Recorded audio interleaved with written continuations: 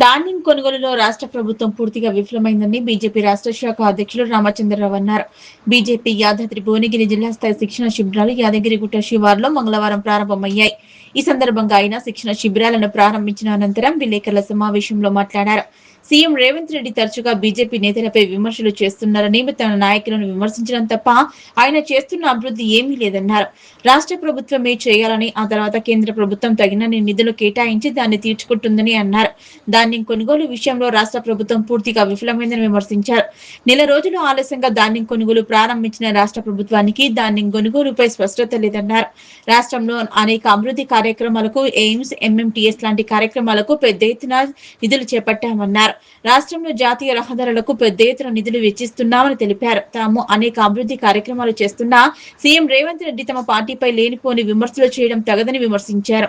Congress, BRS party ఒకటిని అన్నారు. ఆ రెండు పార్టీలు కలిసి తమను అకారణంగా విమర్శిస్తున్నాయని తెలిపారు.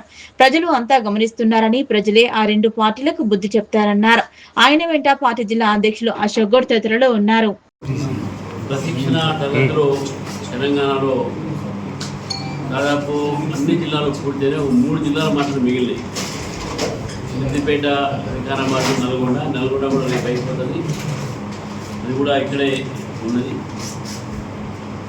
కాబట్టి శిక్షణ తరగతులు బ్రహ్మాండంగా జరుగుతూ ఉన్నాయి. ఈ యొక్క రాష్ట్రంలో రేవంత్ రెడ్డి గారు రైతుల సమస్య పట్టించుకోకపోగా రైతులకు, ప్రజలకు తప్పుడు సమాచారాలు ఇస్తున్నారనే విషయాన్ని కూడా ఈరోజు మీ ద్వారా ప్రజలకు తెలియజేస్తున్నాను. మీ సాక్షిగానే, మీ యొక్క సమక్షంలోనే ఏప్రిల్ నెలలో మేము ఇక్కడ రావడం జరిగింది. రైతుల దగ్గరికి మీరందరూ కూడా వచ్చారు మాట్లాడి. ఆ రోజే మేము ప్రభుత్వం చెప్పినాం, ఇది ఇనిషియల్ స్టేజ్లో ఉన్నది, ధాన్యం అంతా కూడా తగ్గిపోతూ ఉన్నది అకాల వర్షాలకు.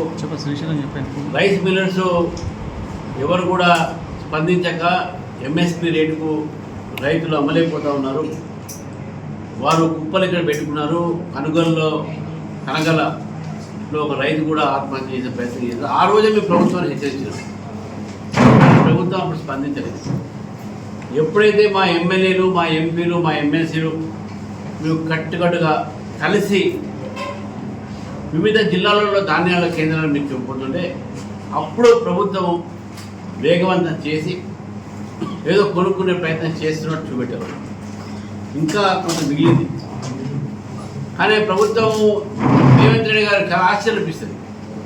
మీరందరూ కూడా ఎలక్షన్స్ ముందు రేవంత్ రెడ్డి గారి ఒక స్పీచ్ వినండి, మీరు కూడా వినుంటారు. ఆ రోజు బీఆర్ఎస్ ప్రభుత్వం ధాన్యం కొనలేకపోతుంది, మేము వస్తే చివరి ధాన్యం దాకా మేము కొంటామని చెప్పి వాళ్ళు చెప్పడం జరిగింది.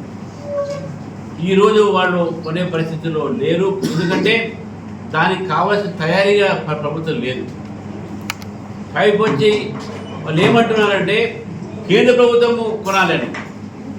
ధాన్యాలు కొనుగోలు ఎప్పుడైనా సరే రాష్ట్ర ప్రభుత్వం చేస్తుంది. కేంద్ర ప్రభుత్వం దాన్ని మొత్తం కూడా రీఇంబర్స్మెంట్ చేస్తుంది.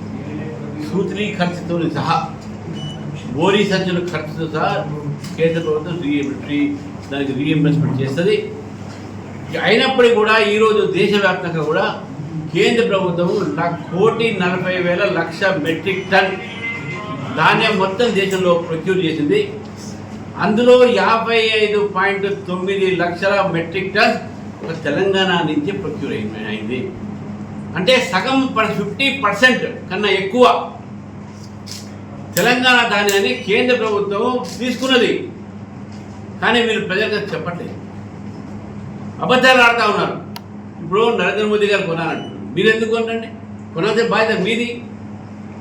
మీరందరూ కూడా ఈరోజు రాష్ట్ర ప్రభుత్వము రైతుల దగ్గరికి వాళ్ళ అంచనా చేయడానికి ఎంత పండిస్తున్నారు, ఎంత పండుతుంది అని అంచనా చేయాలి. ఎప్పుడైనా ఏ సమయంలో చేస్తుంది. అది కలెక్టర్ ద్వారా రిపోర్ట్ పోతే కేంద్రానికి ఇంటెంట్ పంపిస్తారు. మా దగ్గర ఇంత పంట పండింది, మీరు ఇంత కొనాలని చెప్పి ఇంటెంట్ ఒక అగ్రిమెంట్ ఉంటుంది. మళ్ళీ అగ్రిమెంట్ సైన్లో మీరు ఎంత పెట్టారు తెలుసా మీకు? 50 లక్షల మెట్రిక్ టన్ను. కానీ మీ 56 లక్షల మెట్రిక్ టన్ను కూడా దాదాపు. మరి దాని విషయంలో ప్రభుత్వం ఎందుకు మాట్లాడుతుంది, నిజాలు ఎందుకు మాట్లాడుతుంది? రేవంత్ రెడ్డి గారు మాట్లాడితే బీజేపీ నాయకుల మీద, కిషన్ రెడ్డి గారి మీద, సంజయ్ గారి మీద మా నాయకుల మీద పడతా ఉన్నారు, మా ఎంపీల మీద పడతా ఉన్నారు. ఏం తెచ్చారు తెలంగాణకు అని చెప్పి నేను రేవంత్ రెడ్డి గారిని అడుగుతున్నాను. మీరు 2.5 సంవత్సరాలు తెలంగాణకి ఏమి ఇచ్చారు? తెలంగాణకి ఏమి ఇచ్చారని చెప్పి మీరు అడుగుతా ఉన్నారు. మీరు తెలంగాణకి ఇస్తా అని చెప్పేసి మీరు అన్న ఫీ రీఇంబర్స్మెంట్ ఇవ్వలేదు.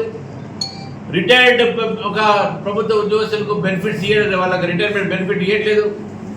రైతు బంధువు సరిగ్గా ఇవ్వట్లేదు, రైతు భరోసా సరిగ్గా ఇవ్వట్లేదు, జీతాలు సరిగ్గా సమయానికి రావట్లేదు, విద్యార్థులు ఒక ఉద్యోగాలు లేవు, ఫీ రీఇంబర్స్మెంట్ లేదు. వరంగల్లో చేసిన గ్యారంటీలు ఏమైనాయి? మీరు చేవలలో చేసిన గ్యారంటీ ఏమైంది? కామారెడ్డిలో చేసిన గ్యారంటీ ఏంటి? హైదరాబాద్ చేసిన guarantee, youth guarantee, BC guarantee, SC guarantee, ఈ గ్యారంటీలను మీరు ఇచ్చారు కదా 6 గ్యారంటీలు. ఎక్కడ ఉన్నాయి ఆ గ్యారంటీలు? అడుగుతాను రేవంత్ రెడ్డి గారిని. మీరు భారతీయ జనతా పార్టీ పెరుగుతున్నందుకు అక్కాసితో మీరు ఈరోజు భారతీయ జనతా పార్టీ నాయకుల మీద తప్పుడు ప్రచారం చేస్తూ ఉన్నారు.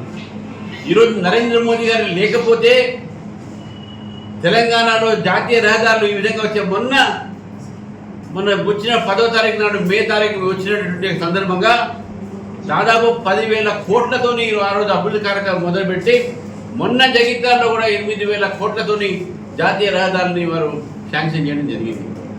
అంటే ఈ యొక్క 1 మంత్లో 18,000 కోట్ల రూపాయలు తెలంగాణకి ఇవ్వడం జరిగింది. తెలంగాణకి ఏమి ఇవ్వలేదని ఎట్లా చెప్తారండి? మీరు ఈరోజు మాట్లాడుతూ ఉన్నారు దక్షిణాదిగా ఉత్తరాదిగా భారతదేశాన్ని విభజించే మాట్లాడుతూ ఉన్నారు. మీరు మాట్లాడిన మాట ఒకసారి గుర్తుపెట్టుకోండి. ఉత్తరాది దక్షిణాది మీ హిట్లర్ అని అన్నారు.